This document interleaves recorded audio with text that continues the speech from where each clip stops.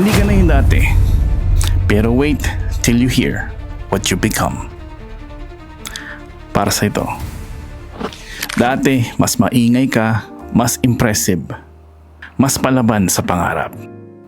Ngayon, mas tahimik ka na, mas maingat, mas pagod.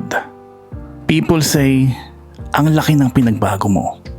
Parang hindi ka na ikaw. At minsan, napapatanong ka rin, na wala ba ako? But here's what they don't see. Hindi ka na yung dati, kasi OFW ka na.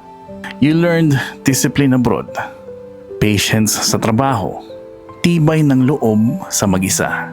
Mas konti na ang sinasabi mo kasi mas marami ka nang dinadala. Hindi ka na nag-explain kasi busy ka nang mag-provide. Hindi ka na yung dati, totoo. Pero hindi ka rin nawala.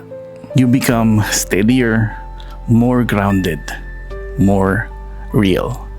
Hindi ka na yung dati kasi mas patibay ka na. At minsan, ang pagbabago ay hindi pagkawala, kundi paglago. Nu'y pari ng awit